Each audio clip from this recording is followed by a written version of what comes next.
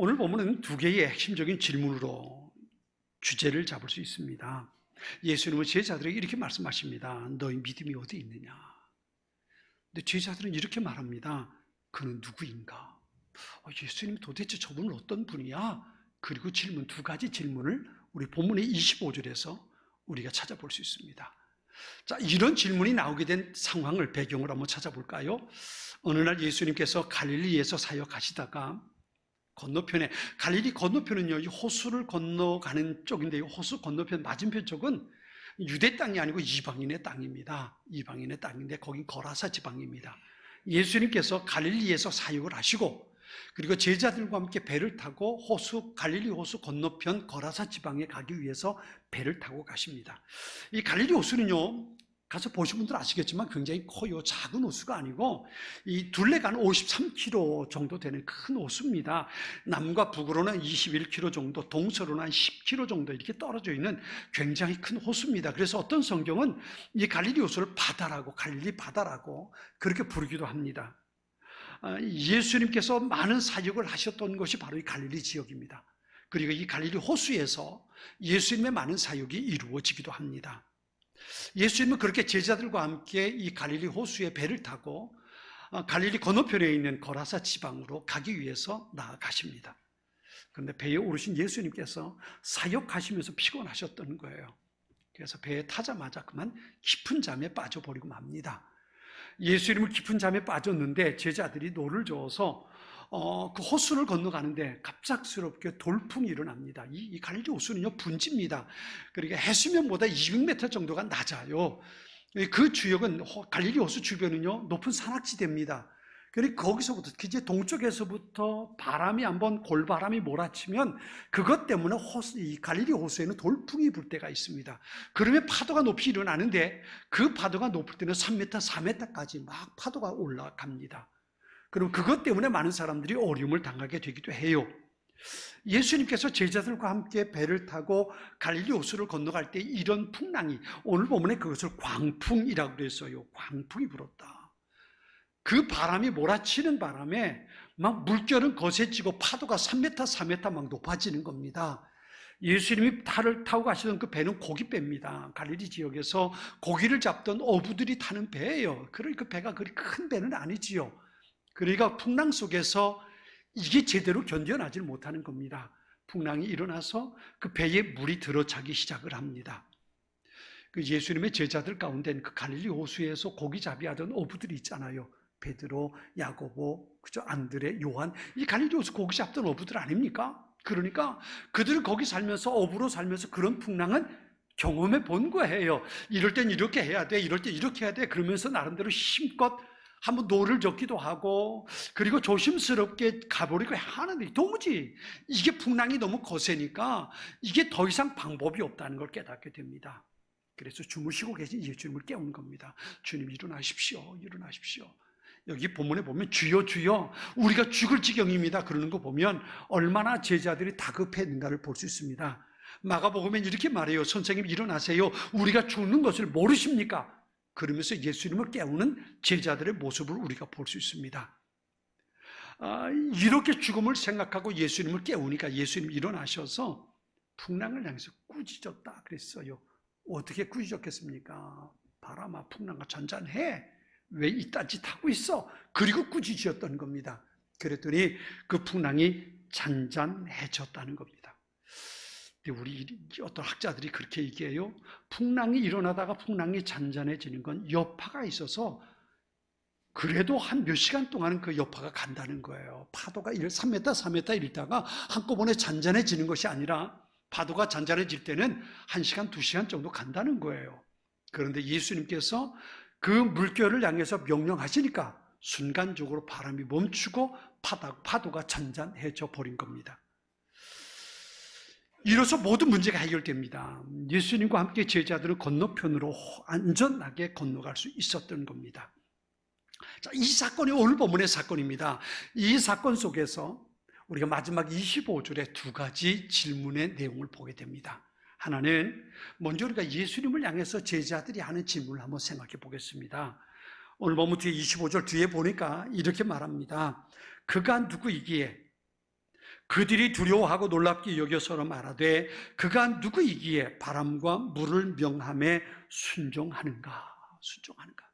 제자들이 예수님이 풍랑을 잔잔하게 만드시는 모습을 보면서 깜짝 놀라고 두려워서 스스로 질문하는 겁니다. 도대체 저분이 어떤 분이시길래, 저분이 누구길래 바람과 물결이 저렇게 한순간에 명령을 순종할까?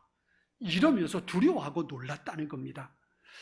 여러분, 제자들이 예수님과 함께 다니면서 예수님께서 행하시는 많은 이적의 사건들을 봤습니다. 그죠?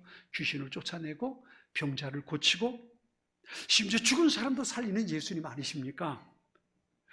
그 일들을 가장 가까이서 본 것이 제자들입니다. 그런데 문제는 뭐예요? 오늘 이 본문은 사람이 아니에요.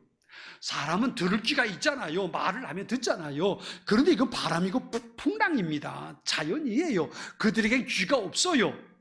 그런데 그 자연을 향해서 명령하셨는데 예수님의 명령에 그 자연들이 순종하는 겁니다.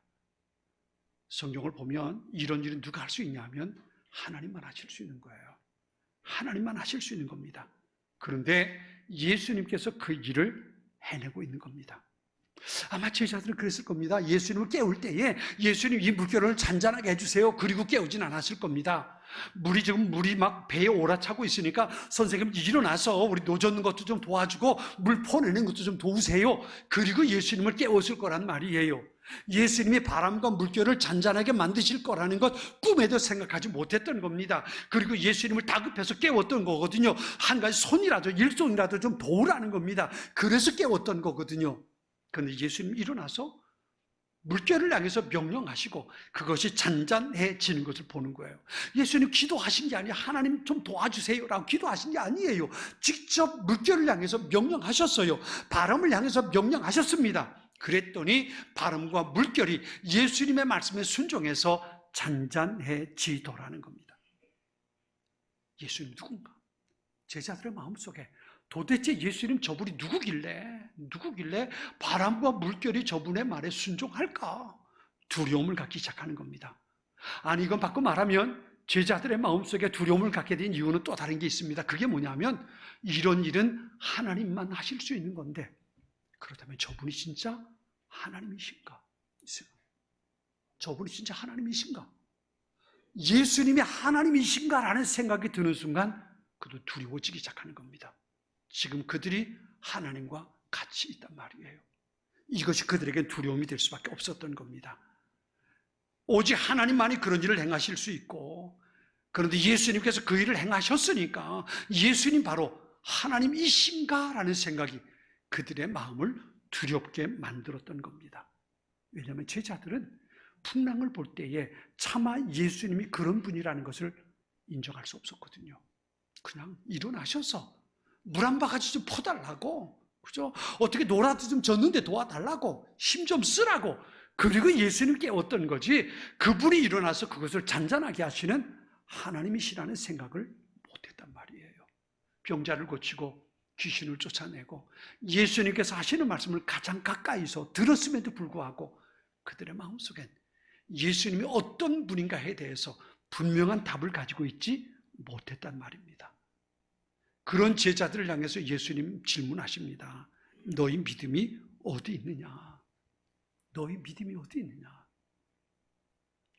제자들이 두려워했던 이유는 근본적으로 돌풍의 심각성이 있지 않습니다. 뭐 때문이냐면 그들의 믿음이 약했기 때문입니다. 예수님이 여기 계신데, 그렇죠? 예수님이 어떤 분인가를 그들이 바르게 알았다면, 그 예수님에 대한 믿음을 가지고 있다면 풍랑 이것쯤은 별거 아니라고 생각할 수 있었던 겁니다. 마태와 마가복음엔 예수님의 제자들이 어떤 믿음을 가지고 있는가를 우리가 더 적나라하게 보여줍니다. 마태복음 8장 26절에 이렇게 말해요. 예수께서 이르시되 어찌하여 무서워하느냐 믿음이 작은 자들아 그랬어요. 마가복음 4장 40절에는요 이에 제자들에게 이르시되 어찌하여 이렇게 무서워하느냐 너희가 어찌 믿음이 없느냐 그러셨어요. 이 말을 바꿔 말하면 그겁니다. 야, 니들 왜 나를 믿지 못해? 이 얘기입니다. 너희 내가 누군지 알아? 왜 나를 믿지 못해? 너희에게 왜 그런 믿음이 없는 거야? 예수님께서 제자들에게 그렇게 책망하셨던 겁니다. 그럼 생각해 보자고요. 제자들에게 예수님에 대한 믿음이 전혀 없었을까요? 제자들은요 일찍이 자기들의 모든 건 내려놓고 예수님만을 따르기로 작정하고 예수님의 제자가 된 사람들입니다. 나름대로 예수님에 대한 믿음을 가지고 있었어요. 예수님을 따라 나서면서 예수님께서 기적을 행하시는 모습 보면서 병자를 고치고 귀신을 쫓아내는 모습 보면서 아마 누군가에게 이렇게 말했을 겁니다. 병든 자가 있으면 우리 예수님한테 오세요. 우리 예수님 당신 고칠 수 있어요. 아마 그렇게 얘기했을 겁니다. 어떤 귀신 들린 사람이 있다면 우리 예수님 만나보세요. 우리 예수님께서 귀신들 다 쫓아내십니다. 아마 그 사람들에게 예수님에 대해서 그렇게 설명할 수 있었을 겁니다. 그들은 나름대로 예수님에 대한 믿음을 가지고 있었던 겁니다. 그런데 문제는 뭘까요?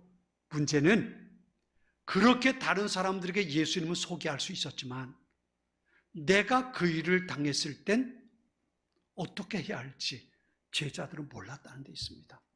다른 사람들에게 예수님을 설명할 수 있었어요. 다른 사람들에게 예수님을 소개할 수 있었어요.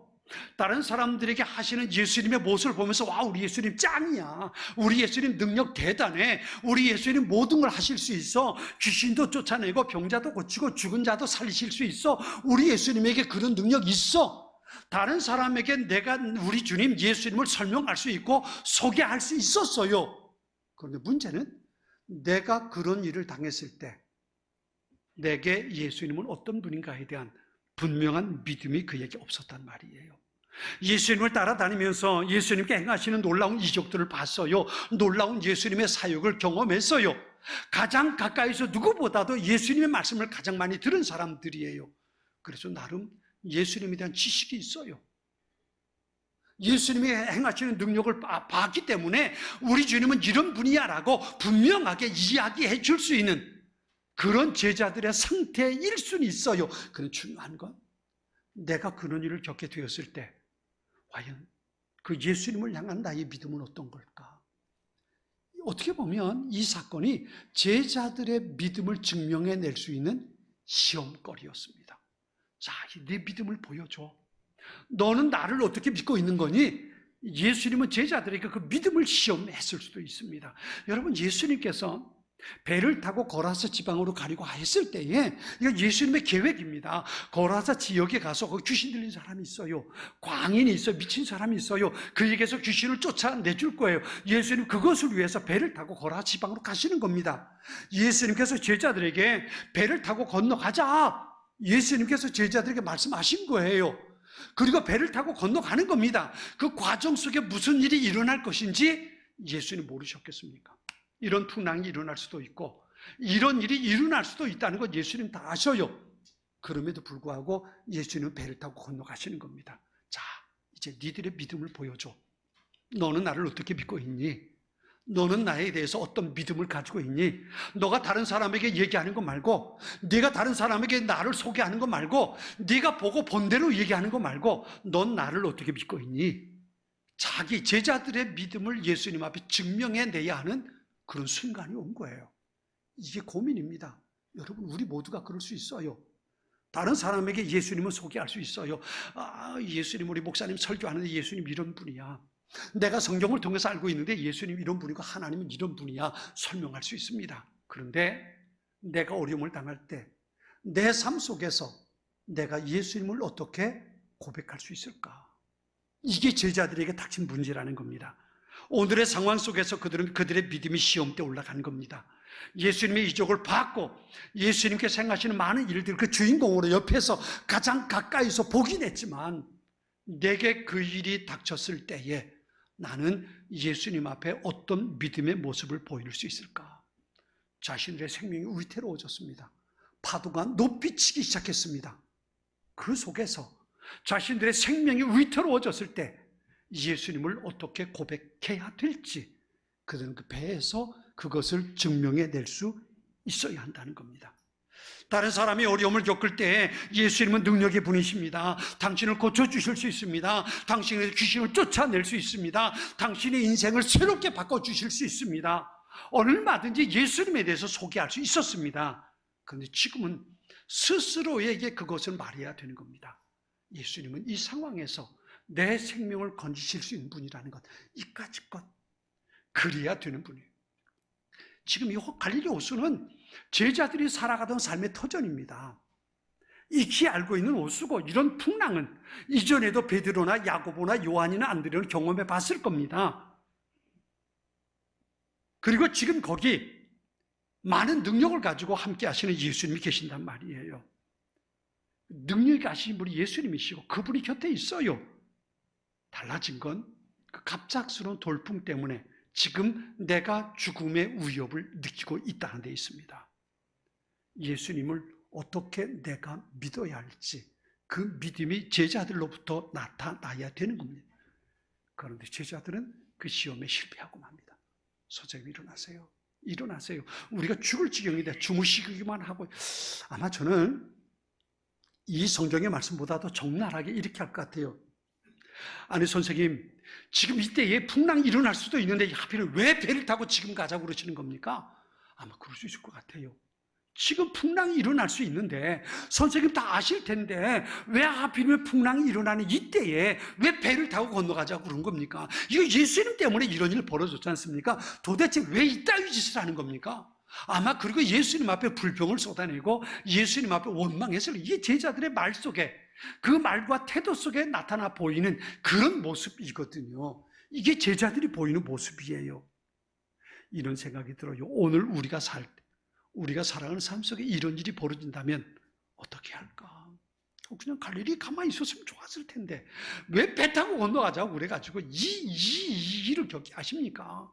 그러면서 예수님을 향해서 원망할 수 있었을 거란 말이에요. 그런 제자들을 향해서 예수님은 믿음이 없다고 말씀하시는 거예요. 왜 그랬을까요? 여기에 우리의 진짜 믿음을 드러내 보여야 할 하나의 비결이 있습니다. 그게 뭐냐면 지금 배를 타고 건너편으로 가자고 말씀하신 건 제자들이 아니라 예수님입니다. 예수님께서 자 배를 타고 건너편으로 가자. 그리고 이 말은 건너편에 가서 거라스 지역에 가서 내가 할 일이 있어. 거기 귀신에 들려서 인생이 망가진 한 사람이 있는데 내가 그를 고쳐줘야 돼. 거기로 배 타고 가자. 예수님께서 제자들에게 말씀하신 거예요. 이 말을 다시 말하면 예수님께서 제자들에게 말씀하셨고 그 말씀에 따라서 배를 타고 지금 호수를 건너가고 있는 겁니다. 그런데 그때 풍랑이 일어나는 겁니다.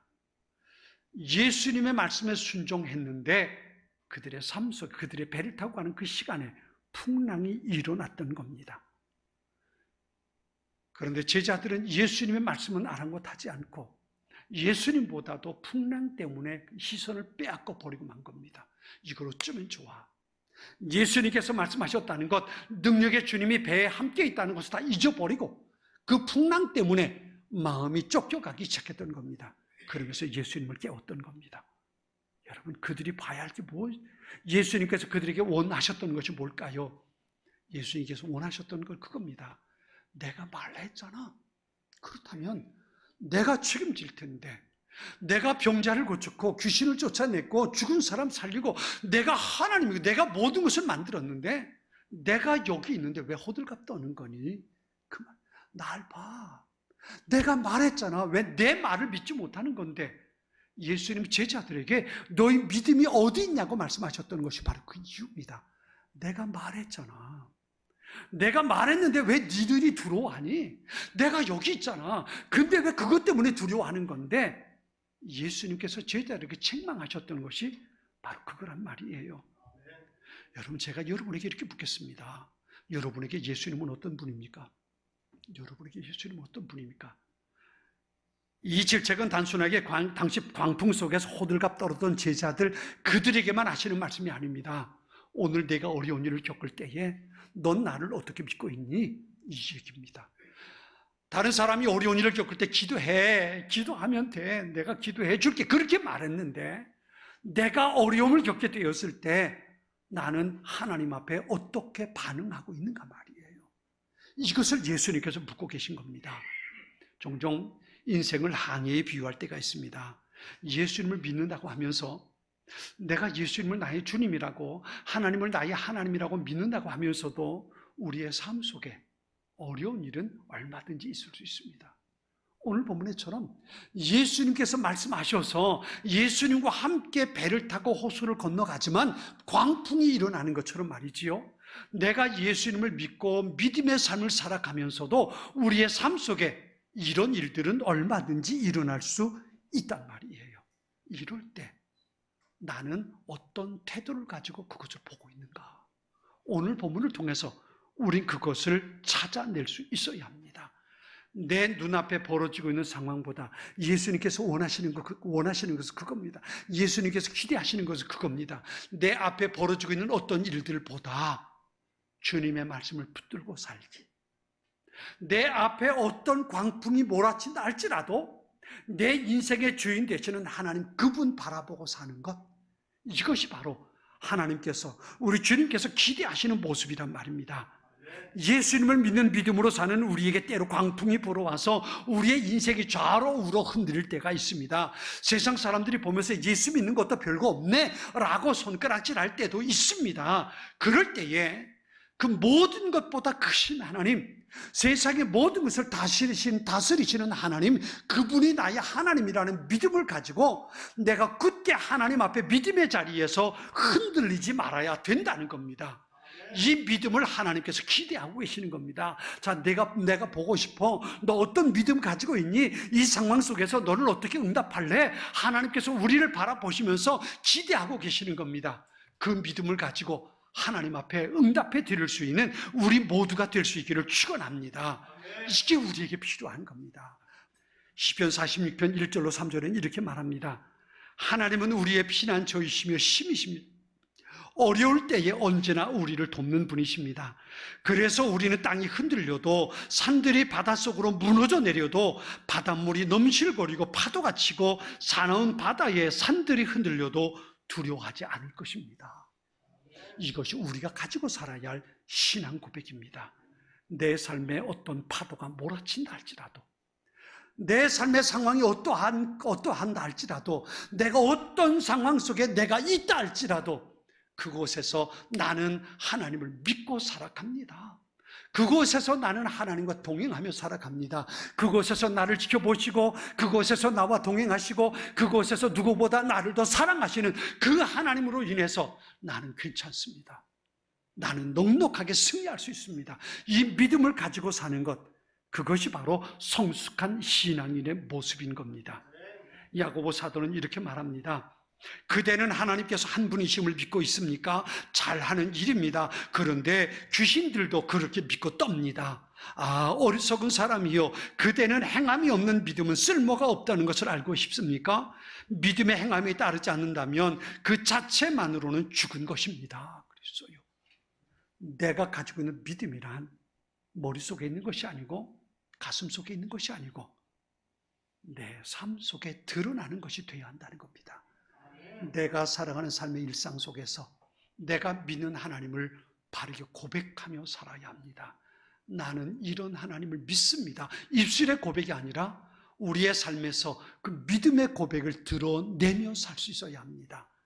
하나님을 믿는다는 건 예수님께서 제자들에게 책망하셨던 것처럼 하나님을 믿는다는 건 우리의 삶 속에서 고백되어져야 합니다.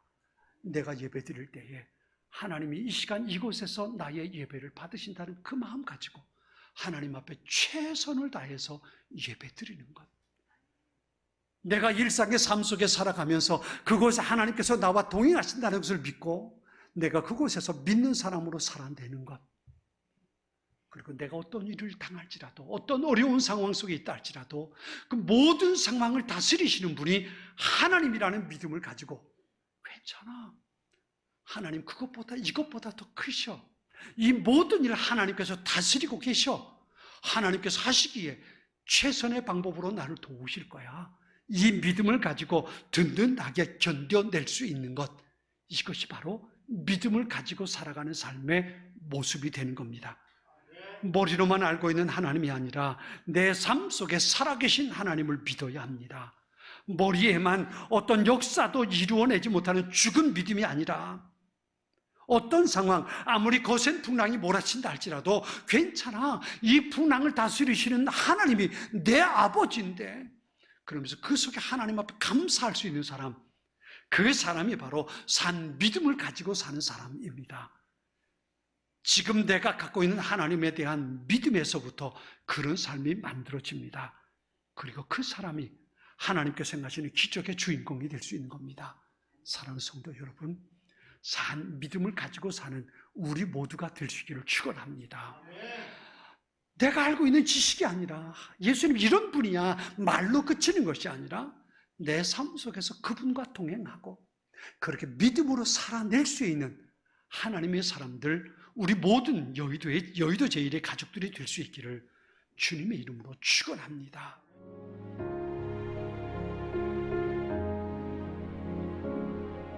지금은 선교 헌금 시간입니다. 이 예배를 통해 삶 가운데 은혜와 회복이 충만하시길 간절히 기도합니다.